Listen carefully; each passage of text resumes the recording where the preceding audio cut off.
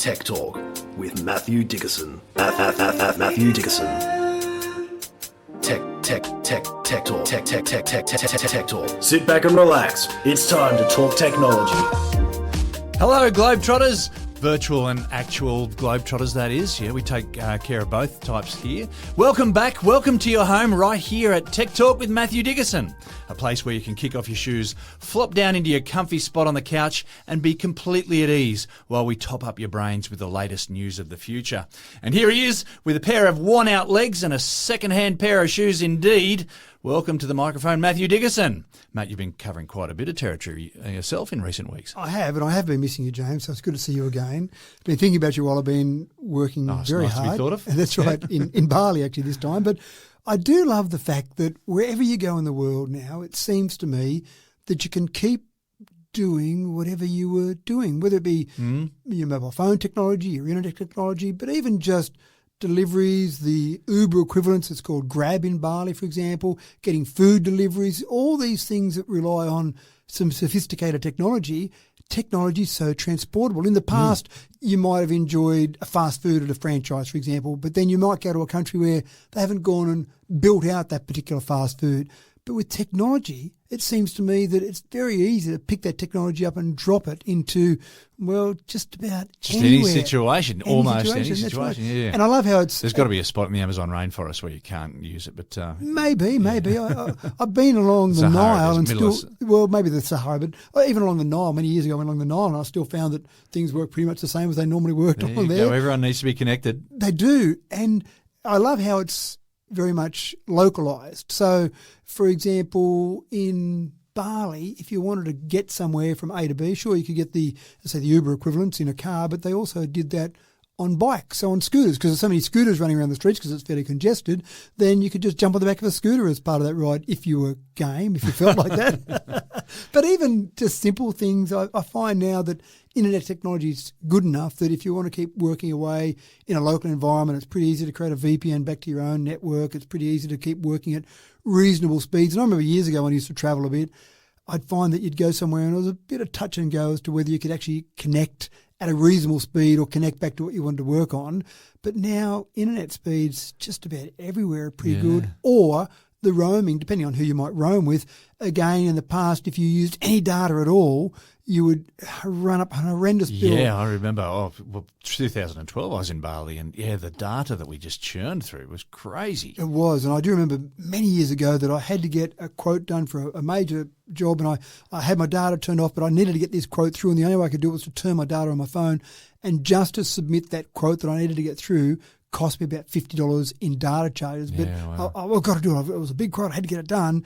But now most companies, most Australian telcos do international roaming for $5 or $10 a day and you get a few gigs of data or even more than that sometimes. So it's not too bad in terms of that ability. And I kind of dream of the day when you don't even think about it. It's just you've got global roaming on your device and it just works wherever you go without even any extra charges. Or maybe it's just the plan you're on has just got that covered so you don't have to think about the borders you're on. Well, surely we're not too far away from that right now, yeah? Well, I almost say we're kind of there now. There's a small extra charge that you might pay. And so some people still get local SIMs, and I'll often do that with a local dongle where I'll get a local SIM for lots of data so that I'll use a bit of my data on my phone just for some simple things, email, looking up some things on the internet. But if I want to watch a movie, for example, then I want to have that dongle to be able to use it. And it also keeps my kids nearby because I find that if I carry the dongle around in my pocket, I usually keep my kids within about a 50-metre radius of me as we walk through places because they want to be connected to the Wi-Fi in my pockets. Yeah, right. It's a nice way to keep your kids in check. There's a tether there. There's a virtual tether there.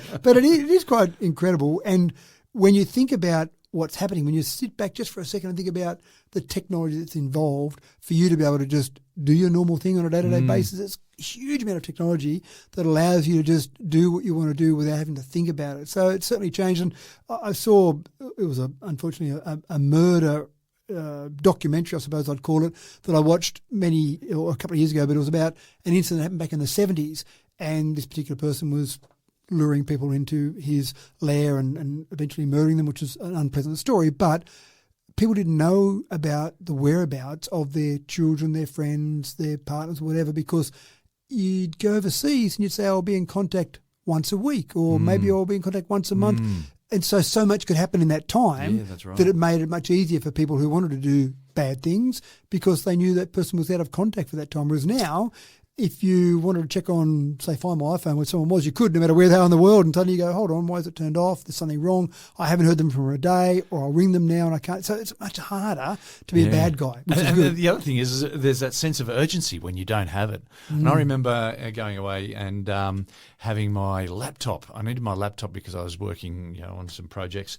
And my laptop died and I couldn't get it to work. And I thought maybe it was because of, I can't even imagine why, but it just wouldn't work for me. And so I was down and out for a week and I actually had to disconnect myself. It was nice to disconnect myself, but it was hard. Yeah. And I think people, and I'm sure lots of people out there will be absolutely horrified by this idea, but I have my biggest concern if I try and disconnect is that at some stage you're going to reconnect and then is it worth it? Is it worth what you've got to do when you reconnect? Catch up. Catch up. Oh, my gosh. So I would rather stay connected and just do a little bit each day while I'm on holidays rather than go, I'll disconnect for a week and just enjoy life because I just come back and it wouldn't be worth it. It'll take me next month to catch up, I think. So I'm sure there's some law there, Dickinson's law, that says for every day you miss out on something, it's 5 days to catch up. There we go. There's a new law for us.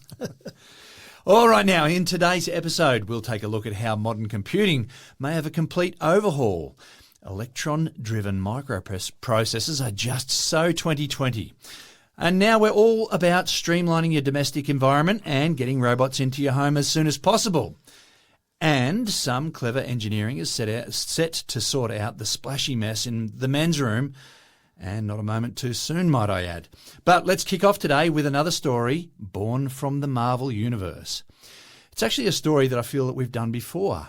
I don't think that we actually have, though. In Tony Stark's Iron Man universe, he seems to constantly be scanning across his holographic marvels, swiping up and down, left and right over visual displays on transparent screens as just par for the course. Multifunctional smart glass technology seems like something that's been around for a number of years now, but I see that here it's just been showcased at an aircraft expo in Hamburg just this month. Matt, has Hollywood had me fooled all this time? It is quite fascinating, actually, what we're doing with glass these days and putting things into glass, being able to change the colours of glass. I've told the story before about scaring one of my kids when we laid down going across Katoomba, across one of the great big drops, and, of course, the glass on the bottom can change from opaque to being able to be seen through. Yeah. And, of course, my daughter laying down there while it was opaque, and they flicked the switch, and suddenly it was transparent, and she looked down at a big canyon that looked like you were about to fall through there. But it's interesting now what we're putting on glass. And I did like the idea of actually combining a bit of augmented reality with the real world, and as a perfect example, looking out the windows on a plane. So we're flying, and again, the example, we've just come back from Ballie, and I know when we're flying into Ballie, the kids go, "Oh, Dad, look at that out there. What's that?" And I'd go, "I don't know, and I haven't got access to the internet now, so I'm lost." But imagine looking out through the glass on the side of a plane, being able to see what's there and actually having some sort of information, some sort of description. So that sounds pretty cool. But has this technology been available in like fighter jets and stuff for a while? So yes. Am I making that up? No. So you've had that ability to have information within glass. So there's a few things that glass can do now, which is quite clever. You can change the colour. You can change the opacity of it. You can make it, for example, a sunny day, you might want your glass roof on your car not to be so transparent because, let's face it, lots of sun's going to come through. So you've had the ability to change that. But then when you start to get a bit better and you start to combine information in that, so you might be able to just project your speed, for example. Now, you can do that with heads-up display, which isn't in the glass. It's projecting onto it. But you can have that built in, like you say, a fighter jet, even an aeroplane. And this particular company that was demonstrating this is called Zeiss. And they've been doing this with planes for a little while now. But it's been fairly expensive and fairly specialised. So you might put it in the cockpit, but not on every glass or every window throughout the entire plane, because that would seem like overkill. But it's getting so good now that you might consider putting it in every window in the plane. Yeah, you might consider putting it in the windows in a car or the windscreen of a car to have information there. So you start to just then leave it to the imagination. And that's what I like about this. We've got the technology. We know now we can actually have information displayed there. what can we do with that? What other exciting things could we possibly do with that information to really make not just a heads-up display, but an augmented reality heads-up display? Could it make it safer in a vehicle? Yeah, not sure if it would make it safer, make it more interesting, definitely. Give the kids something to look at the side windows. But on a plane, I love that idea. But even on a plane, I'm one of those nerds that will often have display the speed we're going at, the distance above the earth, those sort of boring things in front of me rather than watching a movie. But imagine being able to look out the window and see other things. Imagine being able to look at the window and see, sometimes you'll see a little flash of a plane that might be flying along somewhere nearby. When I say nearby, it might be a kilometre away, but you can see it out there in the night sky. But seeing that, you want to know where it's going. I want to know where the plane's where it's going. come from. Yeah, that's right. Yeah. Is it going? Is that one of those planes that you sometimes see planes that take off 5 minutes apart and land 5 minutes apart? Are they just following along beside us and having a little chat to the two pilots, or is that going somewhere completely different? Doing semaphore through the window or something. That's right. Yeah, right. So I just think all this information, we're getting better at it now. And even we talk about glasses that we have, potential glasses. Google had glasses before, Snap got glasses, Meta got glasses. Having that information available to you, it just seems like we've got so much access to information. Let's take advantage of what we do well. What we don't do well is retain and know lots of information. We don't have to. We don't have to anymore. That's exactly right. Having that information available to us and more accurate information, because our memory is a bit malleable. So we might go, oh, yes, I know about that landmark over there. That had something happen in 1857, but it wasn't really 1857. It was 1827. And it wasn't quite the way you remembered it, but you've distorted a little bit, whereas having the accurate information there about something you see, some landmark, I think that's all pretty exciting. So glass is getting smarter. There's no doubt about it. What we can do with glass is getting better. It just still seems expensive when we break glass. So whether that be on a phone screen or whether it be in windscreens, we just need to get that problem solved as well. Let's make it so it doesn't. Well, I want to break know so when easily. I can install some of this glass in my shed so I can have all the plans for what I'm, for the robot that I'm building or the suit of armour that I'm building, and I can just be swiping left and right. And Well, it happens in the movies, of course. Yeah, You'll see someone with a big screen and they just wave their hand around and all these magical plans That's what appear. I'm talking about. That's what you want, isn't it? That seems reasonable. So it is quite fascinating. Watch out for that. Zeiss is just one company doing it, but keep an eye out for different glass in a whole range of different applications. And it really, to me, it just comes down to your imagination.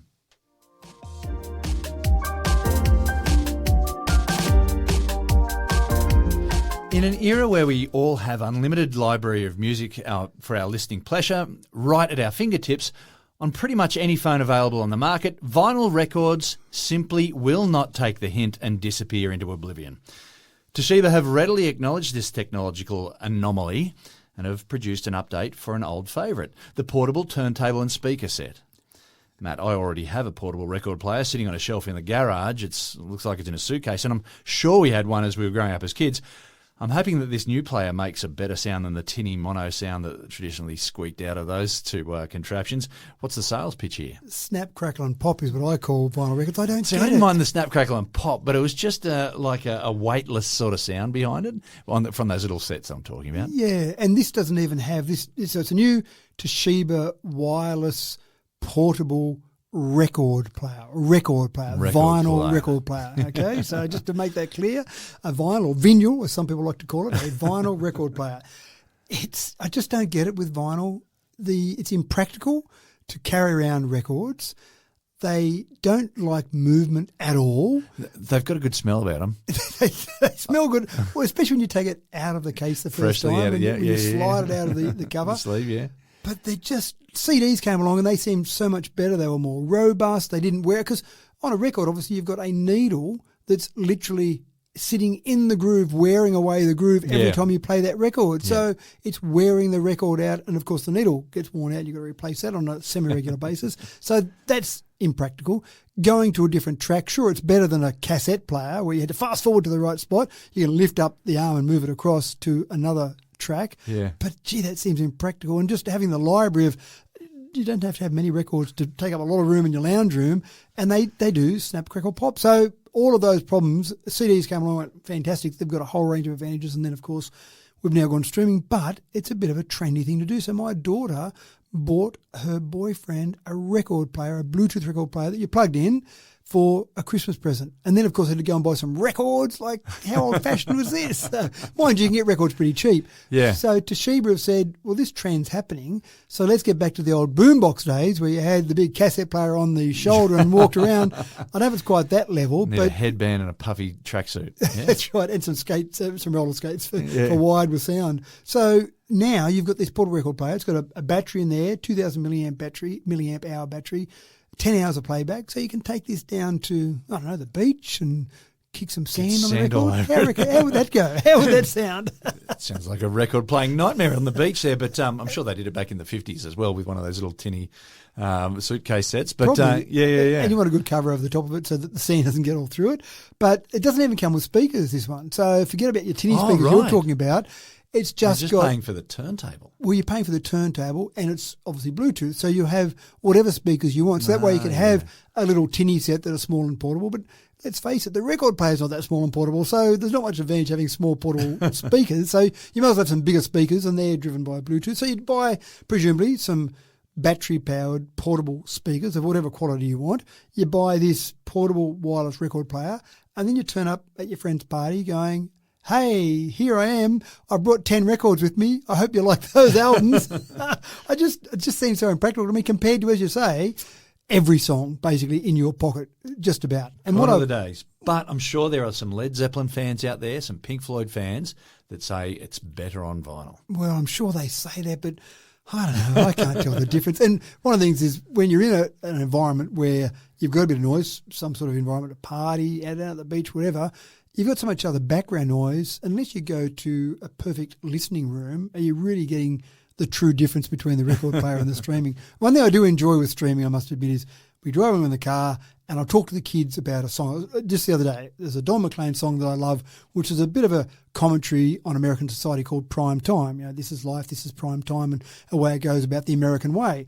And I was telling them, and I was trying to describe it, and I couldn't remember all the words. I went, hold on a sec. So just jumped on our streaming platform of choice and said, give us Don McLean's Prime Time, and then we'll listen to the song. Had the words there too. Now the kids, exactly right. Now the kids mightn't love the fact that I can pull up songs from 30 or 40 years ago. Maybe that's not a great feature. But I do love the fact that you've got access to just about any song that you can think of. It's going to be there. Whereas a record player, oh, kids, this is a great song from Don McLean. I'll go home and look through my record collection. Oh, it's not there. I'll go and find a second hand. In a couple of weeks' time, I'll have this really cool song for you that you'll be able to listen to for 3 minutes and then go on with your life. So, in the meantime, let me just tell you about the song. That's right, and see if I can get it right. Describe it for you. And my malleable memory will get it completely wrong or maybe vaguely right. So it's quite fascinating. It's something that I don't see the trend going away, despite the fact that I don't get it. Well, cassettes die to death. CDs die to death. Vinyl has not died. It hasn't died. It's just incredible. So anyone that's out there that loves their vinyl, now you can go and buy a portable wireless record player from Toshiba. And who knows, maybe other manufacturers will jump on this as well.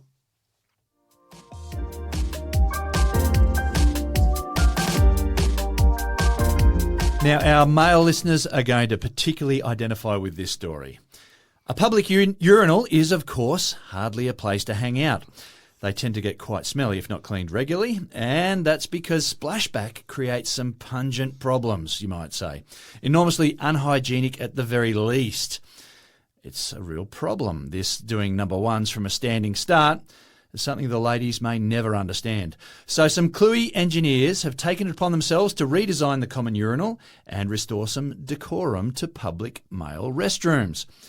Matthew, a bit of extra thought on fluid dynamics may save a lot of cleaning up. Well, I do love the fact that this is a nice little university project for some researchers and some students. The basic urinal design has not changed since Marcel Duchamp's 1917 design. Right. So it's been around for more than a century. And well, for the ladies who might not have spent much time in a male restroom there, you've either got the flat wall one or you've got this one that sort of sits on the wall with a bit of a cup. It's a shell. Yeah, and I think we're really talking about the shell one. The flat wall one is basically pretty simple, isn't it? A bit of stainless steel, whack it against... You're doing it on the wall, right? That's right. And people have been a lot of doing it on there. walls for a long time. That's right. There's no design there, no engineering, but the shell shape. The shell shape, the porcelain shell shape, Yep. to try and capture the urine as it comes out. Now, what's fascinating about this is that we think we're going to the toilet as males cleanly, but the splashback problem is much greater than we realise. To give you an idea, in the US... Strap yourselves in, folks. The research is scary, and the researchers, I want to give them some sort of award as well. Well done for their research. There's 56 million urinals in the US, so fair number there. But those urinals produce about 1 million litres of splashback every day. 1 million litres? 1 million litres of splashback. So that's some...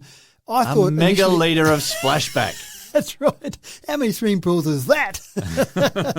And then we've got to clean that up. So when I say we... Not one hit, but yeah. I'm not doing it. Someone but is. People are doing it, and they consume 10 million litres of water in cleaning up those million litres of splashback. So it's actually an environmental problem as much as it's a bit of a disgusting problem as well.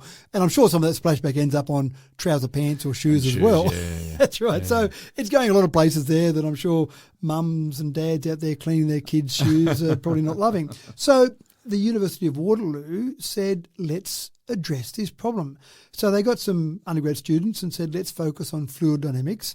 They created a little squirter, a little water jet, and had some dye put in that, so they didn't have to get lots of volunteers to come in or watch you go to the toilet. There might be some interesting advertising around that one. So they did it with water jets to simulate urine and then watched where it went and then basically worked out the angles the water hit the urinal at and what was the best angle for that urinal to be designed at, or what shape was best to actually capture that urine. So I love the fact that it's something that we do every day, well, males do every day, or females and males, but males probably don't, or females don't do it against a urinal. All these ladies that complain about people splashing on the toilet and all this sort of stuff, so we're explaining a little bit more here, aren't we? Yeah, exactly right. So we do this and we don't think about it too much, but obviously some people said, let's think about this. So I love that human ingenuity and that addressing a problem we didn't really know we had. I suppose we knew we had a bit of the problem, but we've never really thought about it being something that needs to be addressed. So what they found by redesigning the urinal is they could reduce the splashback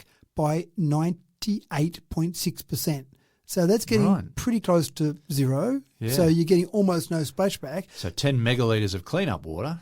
Compared to... Yeah, all right. That's right. So that's the original amount. Then reduce that by 98.6%. Yeah, wow. So this whole idea was designed as a bit of a teaching tool for the students, but there's no reason that you couldn't actually take this. They've published their research, take this to a manufacturer, or a manufacturer use this concept and say, we've now got a splashback urinal. Now, it's a big job to replace 56 million urinals in the US and then multiply that across the world.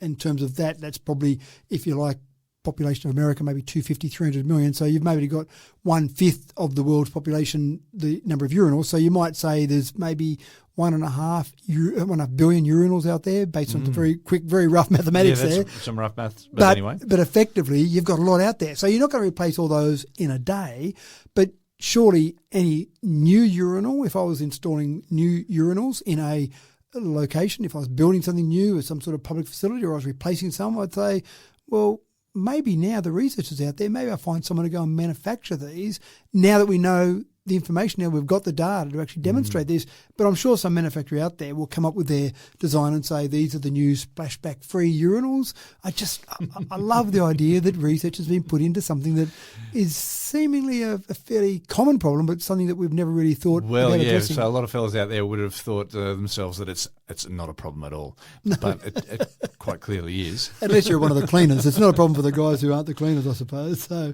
but anyway, it's public toilet design I think is often overlooked, but maybe we should be looking at it a bit closer, and this team has done that. So there you go, a bit of interesting research. You can go and look at some of the designs. If you just go and search for University of Waterloo and look for their urinal models, then you'll find some interesting models in there. And again, the research backs up exactly what they've done. Get stuck into it, folks.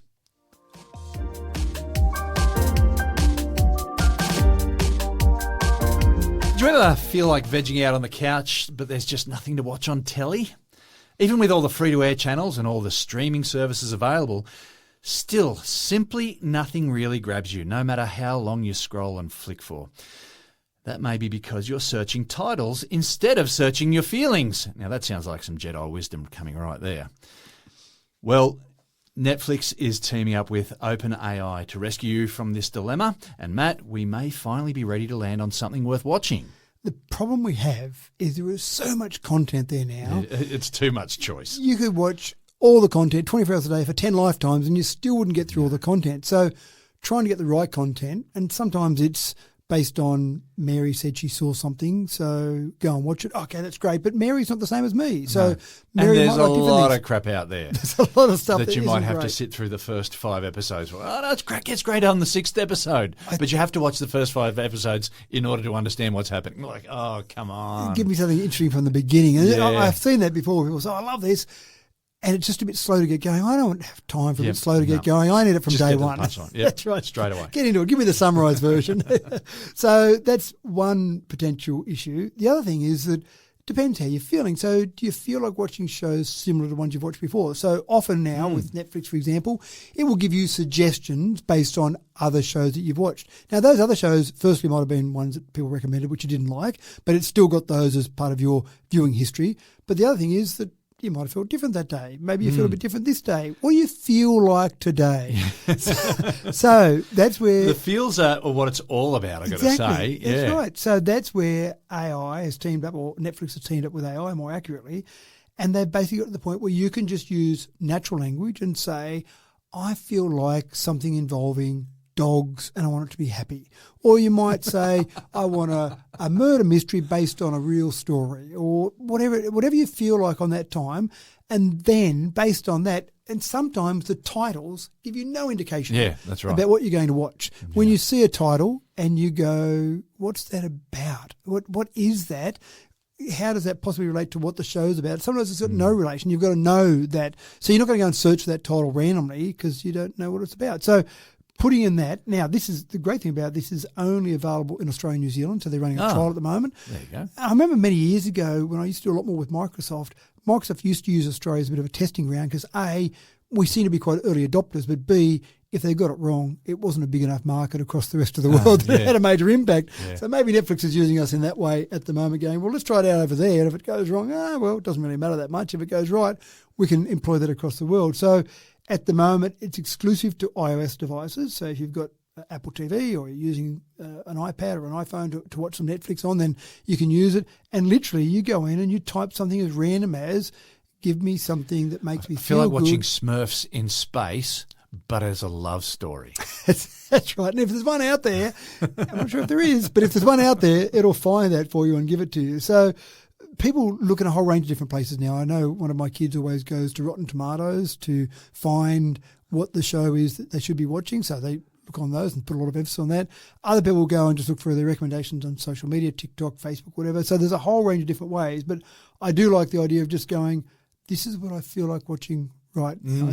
It's a Sunday afternoon. It's raining outside. I feel like a rom-com. Just give me a rom-com that makes me feel good, and it'll come up with a bunch of choices for you, and then away you go from there. So I actually think it should be compulsory for all movies and TV shows to have a 10-word title, so it gives you more information. More information. These titles have one word in them. It just doesn't tell me anything. I mean, White Lotus. What's Jaws about? That's exactly right. White Lotus. I watched White Lotus recently, and if I saw White Lotus, if I just saw the title, I'd think it was about a flower. Why not? A lovely flower that's coloured white. There's so no descriptors in there other than that's something about white flowers, yes. Exactly right. So give me information about it. There should be some. Can we mandate that now? Just make it compulsory. 10-word title. It's got to describe it so I can see that. Or I can Have you watched use any White Lotus, by the way? I have, yeah. Is it worth watching? It takes a little while to get going, James, but No, okay, I haven't got time. Right. yeah, so go and check that out. If you've got Netflix, go and have a look at how it feels to just choose a show based on how you're feeling today.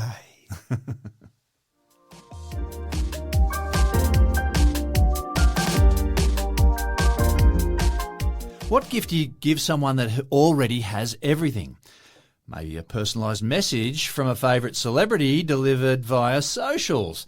The phenomenon became a thing in 2017, but it really took off during COVID when core business for most of the entertainers and sports people around the world shut down almost completely. A simple solution with a warm, fuzzy feeling for everyone all round.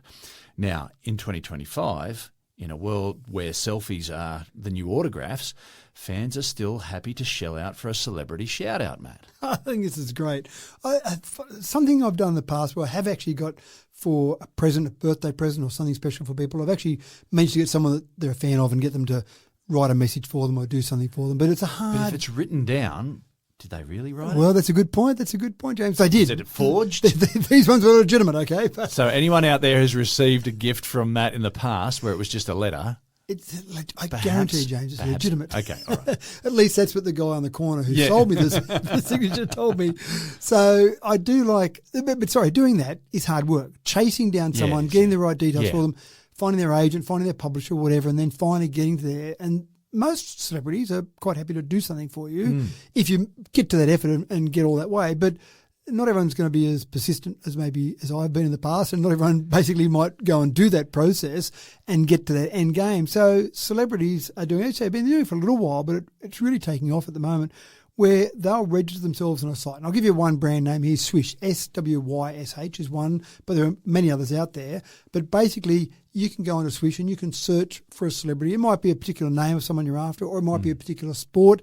And then you just basically say, can this person say this for me? Now, they're not going to say things that are racist or say blasphemous things or swear, but it's simple things like a birthday wish for James or happy anniversary or thanks for being a fan, whatever, something that's nice and simple that's not going to offend anyone, but you pay a certain amount of money, and typically, depending on how big a celebrity they are, you pay a certain amount of money and they'll do that for you, and you've got that to give to your friend, loved one, to yourself if you like, whatever, what the heck. Now, they're not going to endorse a business. They're not going to suddenly because some of these celebrities only charge $22, for example, is about the cheapest I could find. Yeah, right. They're not going to charge $20 to endorse a business. So again, you've just got to be sensible about it, and you might get rejected if you ask for something that isn't appropriate. But it's really designed for just that personal little shout out, not designed to be used in commercial areas. Some of the ones I found, you go up to the other end, I found some were $605, so that's about the dearest I could find. Now, for that's not bad money for them. They get a message and it says, can you please say happy birthday to James? He turns 29 on the 1st of February. Happy birthday, James. Have a great day. Convert that to dollars per hour. It's if not they've bad, done is it? that in 2 or 3 minutes, That's then right. multiply and that's all it would be. And you're not expecting it to be a Hollywood production. You expect it to be personal. You want that. And for a random person, a friend of yours, getting this from someone that they're a fan of, they go, oh, wow, thanks so much. I really appreciate that. How'd you do all that? Oh, don't worry about it. I went to all the trouble. It's all okay. The assumption that they've now become friends with that celebrity. That's right. Yeah, I'll go and follow. Remember me? You did a shout out to me. But isn't this the modern world? And that's why I thought, from a technology perspective, the modern world that we live in now, here's a way that you can facilitate all of this technology around it. So as a user, you register on a site, you say, can I please get Billy Blogg's celebrity to give me a shout out? He gets a message, he or she gets a message on their phone. I like Billy Blocks, by the way. Yeah, he's not a bad guy. So. Anyway, you were saying, yeah. And then essentially that person can just use their phone to go and upload that. So the whole process is pretty seamless because of technology. And then you've got the electronic payment for all of that. That person gets it. The platform gets a bit of money along the way. So this wouldn't have been possible maybe 15 years ago. I'd say impossible. 10 years ago, difficult. Now, incredibly easy with the technology that we've got. So it's quite fascinating. So have a look out there. As I saw, when I looked for it, I saw sports stars, I saw movie stars, I saw a whole range of different celebrities. Something in the order of that one site I saw had about 30,000 different people on there. So there's just about everything you can imagine covered. I did search for you, but so inundated with these birthday messages that you get rejected though. It's like, sorry, I haven't got time because I'm still too busy doing these birthday messages. When's your birthday next week? I need more than a week. 5,000 people. That's right. But I'm sure if that happened, then they'd put their prices up. So the individuals, the $22 ones, if they get inundated, they'd probably go up a little bit. But even that, I don't mind the fact that someone... Can you name the person who was $22? Oh, I don't want to do that. I'll say the sport was a netballer, so maybe the netballer. But I found an AFL player for $28. Oh, okay. Yeah, so fair enough. I suppose it comes down to just how well known they are. But I also think someone that's going to put themselves on the platform for $22 knows they're not going to make a living out of it, knows they're not going to generate a huge amount of income. But I think that person basically is probably saying, you know what, I'm happy just to give back to fans, and sure, I'll get a little bit of money along the way, but I'm not charging an exorbitant fee. That's right. To stay alive. Yeah, that's right. So I think they're probably doing it from a nice perspective. But yeah, go and check it out. It's a pretty different sort of present. Sometimes people look for unique birthday presents. They go and do fighter jet flights, or they go and find crazy things for them. But this is not a bad personalised one. Very cool. Yeah, I did search for James Eddy on there. I saw you're not registered on that one yet. Yeah, no. I'm not doing any birthday messages yet. Right. But my price is high. Yeah, okay.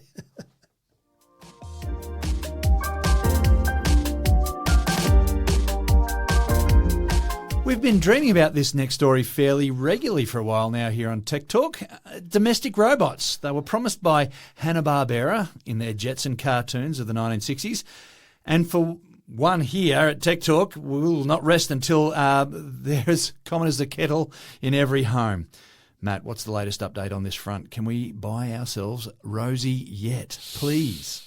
Oh, we're getting closer and closer and closer, but not quite there yet. Neo Gamma is a new humanoid robot developed by 1X Technologies for See, that home sounds use. like Rosie to me. It does, doesn't it? A humanoid robot developed for home use. Sounds like it's getting close, but it's not quite there yet in terms of being able to do all the things that we would like Rosie to do. Cooking breakfast for us, cleaning up the clothes off the floor. So you're going doing to tell washing. me that this robot just plays the radio and it's got some arms. Well, Is that where we're going? It probably does a little bit more than Okay, that, but right. not quite where I'm at. And the pricing at this stage is still a bit expensive, but the whole market is going to explode. The estimation is that the home robotics market, home robotics market, will be worth $350 billion a year by the year 2030. So obviously some other people out there are lazy like me and want someone to do the hard work around the home for them. I thought that's why we had kids, so they could do the work around the home, but it seemed like they generated more work for us as parents. Well, there'll be a time when the kids have got to be the ones who are telling the robot what to do. Well, I hope so. At least, go and look after Dad would be the process I would have thought. So the Neo Gamma is not just designed for chores, though. Maybe a bit of cleaning around the home. It can do a bit of that, some of the basic things. But it's also designed for companionship. And so this might be great if you've got someone in your life that might be living by themselves now, maybe grandpa or grandma's by themselves now. Maybe they haven't moved into an aged care facility. So this will offer conversation, offer tutoring abilities. How do I do this thing on my phone? Here, I'll show you, Grandma, how to do that. So a whole range of things there, but it just seems like it's taking us a long time, James. We've got robots in factories that can do the same thing over and over and over very well, but we just don't seem to have robots in general use in our home. I've been in restaurants where a robot has brought out plates or picked up plates after they've been used, but even that, they've got a program path they will follow, so they've got certain things. They're not really, hi, how was your meal? Let me take those plates off there. Hey, you didn't eat your carrots. Get eating your carrots, big boy. So there's sort of the same sort of things that I'd like to see. But have a look at it. Neo Gamma is getting there closer. There was a Neo Beta that came out last year, but they've now come out with Neo Gamma, which is basically getting one step closer. Yeah, I'm not at the one point, step closer. That's the important thing there. Yeah, and I'm not at the point I'm going to buy Neo Gamma yet. I do want to buy one when we can finally get to that stage where I can say this is it, because I'd love to be here doing the podcast one day and in comes our humanoid robot, brings us our drinks at half time or something. So we're getting there. We're getting there slowly, but we're not quite there yet.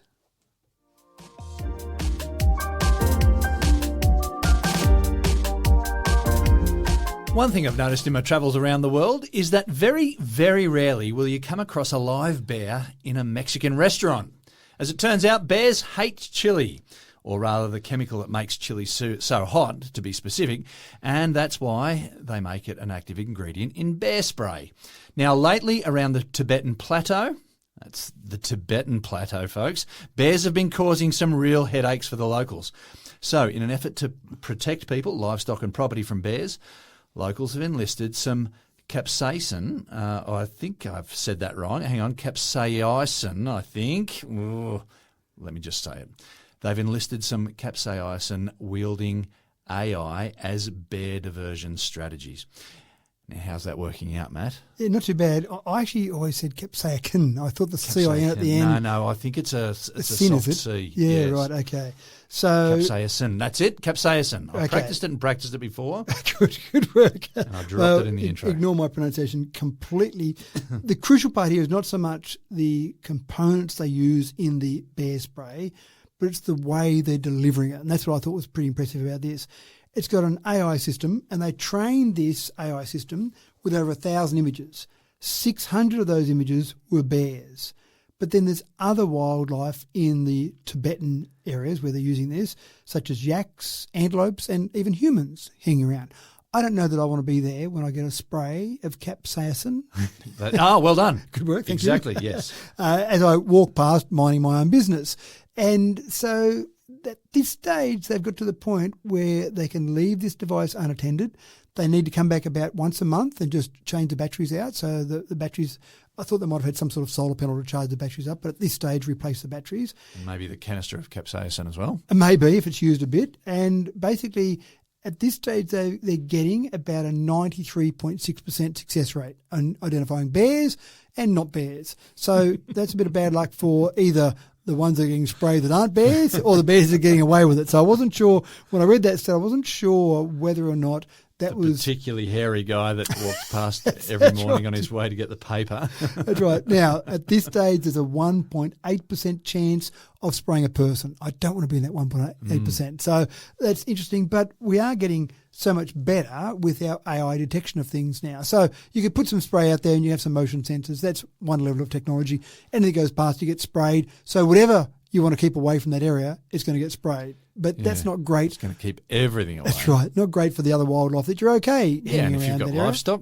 and you've got, goats or cattle that wander past. Yeah. What is interesting is that the International Union for Conservation of Nature, spokespeople from there have said this is great because bears are smart enough to learn to stay away from that. So they get one little spray and they go, I ain't going back there again because that stung the eyes a bit. So that's the important part here. And I wonder if you can then put some decoy sort of stations around the place that look like it but aren't functional and have the same effect. Yeah, absolutely right. Now, the good news is that in the past what they've used has been ranges with rubber bullets. So that doesn't sound like great if I'm a bear that I get hit with a rubber bullet. Yeah. And presumably the rangers are pretty good at identifying humans from bears, so there's probably not too many mistaken identities there. Success rate on that? Still 1.8% for getting hit if you're a human. Hope not. A particularly hairy guy. but we are getting better. I mean, we interact with nature a lot, and interacting with bears doesn't sound like it's good fun for anyone.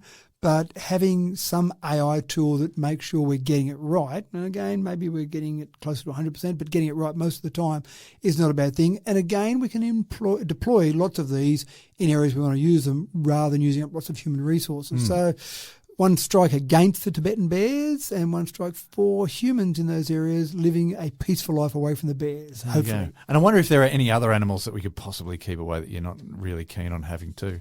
Well, our solution in Australia many years ago was just a big fence, wasn't it? Let's go and build a big fence across Australia and that'll solve the problem until you get a little hole in it, and then maybe that wasn't such a good solution after all. Does it work on abominable snowmen? Well, obviously, because I haven't seen any of those around lately. Yeah, good point.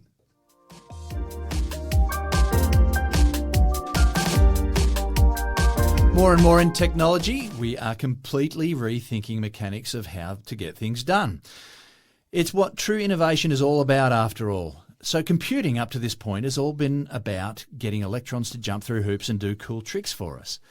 But the age of the electron may be coming to an end soon, and its usurper is the humble photon of light. Photonic computing is fast becoming the new black in technology. Matt, what's photonic computing got that traditional processors don't got? Is that how you explain it to your students, that electrons just jump through hoops and do wonderful things for us? Well, we don't talk a lot about microprocessors these days, but that's how I would if I had to. Good. That makes perfect sense to me. Watch it do tricks. But it is interesting, isn't it? You are getting electrons to move along, and that takes energy. You need to get them to move from A to B. You get them to do lots of things along the way, I've got switches. to move through a conductor. That's exactly right. And that produces heat and creates or uses energy to get from A to B. One of our problems we know that we've got at the moment, or we think we've got at the moment, is AI takes an incredible amount of power to do all the things that we're working on. If I give a really round number example, we talk about OpenAI, the owners of ChatGPT. In a short time, an incredible short amount of time, they're producing about $3 billion worth of revenue. Fantastic. The problem is that it costs about $5 billion to run OpenAI because of the computing power that's needed. So even though I'm blown away by how quickly a company can start turning over that kind of money, it takes a lot of money to run it. And that's, again, mainly the cost of setting up all those servers, all the computing power, and then running it all, which takes an incredible amount of electricity. the next step in AI computing, and I don't think we'd drive it this way if we didn't need that processing power for AI. But the next step in AI computing is not about using electrons, but using light. So as you said, a photon is a bit easier to move around. Well, when I say easier to move around, it's less power to move it around. It's probably more accurate. It's a bit trickier to move around, but you've got light computing. So there's a team called Light Intelligence or Light E Intelligence, and they've got a machine that's called PACE. Now, they've managed to cut down latency in this as well as reduce the amount of power, incredibly the amount of power that they need to actually run a processor. Now, they haven't got to the point where they can produce the supercomputers, the servers we might need to run AI yet, but this is the next big step, the next big wave, I think, in computing power. Quantum is still some way away. Everyone talks about quantum as being the next revolution. It will be when we finally get it right, but I'm just not sure how far away we are from actually having a quantum computer that we play with on our desktop at the moment. But light computing is a bit different. And so if you can use light to basically, and let's go back one step, in a microprocessor, we've got lots of yeses and nos, lots of ones and zeros. Open gates and closed gates and whatnot, yeah. That's right, and that's how we're doing things in a computer. But by having electrons move through and basically go through those gates, that's where we're using that power. But if you could use light to do that instead, you can still have the same process in terms of a yes or a no, a one or a zero, a gate that's open or closed, but using light to go through there, because you're not driving anything with electron, you're not driving something, you're just trying to get to an end solution. You can use light to do the same thing. It sounds... Yeah, we're not giving off heat as it crashes into atoms and things. Well, a few things there. You're not giving off heat. That's fantastic, but it's also less energy to move a photon than it is to move an electron. Yeah. So that's better from that perspective. And most people are vaguely familiar with light. We've got fibre optic cables. People are listening to this now only through the power of fibre optic. Somewhere in what we're talking about now to where the person that's listening to this right now is hearing this, there has been some fibre optic cable, I guarantee, to get to that point, because there's so much fibre optic used across the world at the moment. And we know that's great because we can go a longer distance without needing to reboost that or reprocess that. We know we can use it quickly to get from one point to another, and that's all light, which is quite incredible. When you look at fibre optic cable, it's quite small when it goes around corners, and light's still being used for all of that. So we're kind of vaguely familiar with light being used, and we're using light, turning it on and off to basically transmit that. Take all that and condense that out in a processor. That's probably the simplest way I can think of how this happened. So we're getting there slowly, but I think this is going to be the next big revolution in our microprocessors. Quite incredible. New world, a brave new world.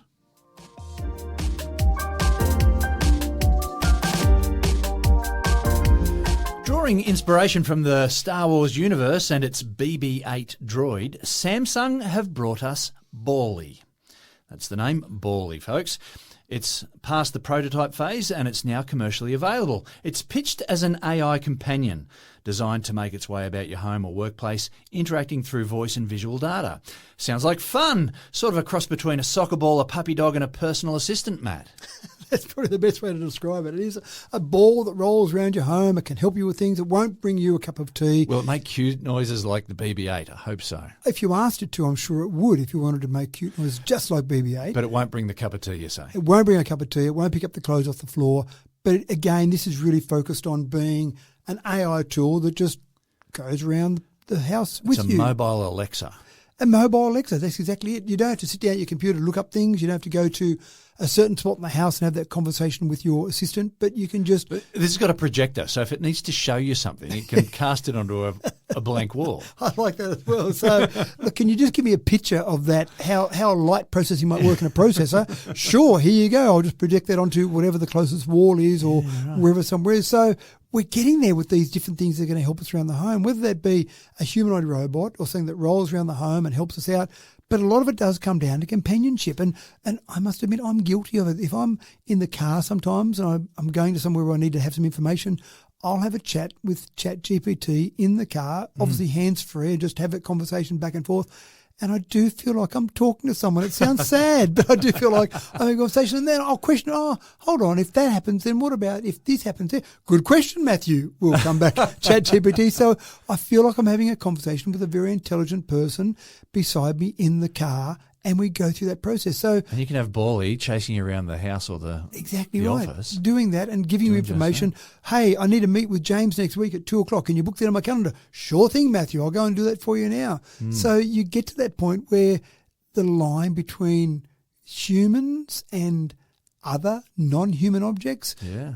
whether it be a chatbot, whether it be a physical device, whether it be a humanoid robot that has a chat to you, the lines are getting very blurred. And how do you distinguish between them? Probably because the humanoid robots or the Ballies probably know more than my friends. So maybe that's one way of doing it. Maybe they'll laugh at my jokes more than my friends. So that's probably a good thing as well. So this is another one of these things. I don't know who's going to win the race. Sometimes when you see new technology coming out, you think, I wonder if I could just jump forward and work out who the winner is going to be of this. Yeah. What is really going to catch hold? And then buy shares in that particular company, whichever one's got the one that's going to progress the furthest. So I don't know where the winner's going to be. There's definitely something cool about Ballie. There is. Yeah. And what's going to be the final solution here? Is it going to be some type of humanoid robot or just wire the entire house so that you can just talk to your friend in the other if world? he's connected to the house, he can turn your lights on, he can turn on air conditioners or change the thermostat on the air conditioner. You can do all that sort of stuff. Yep.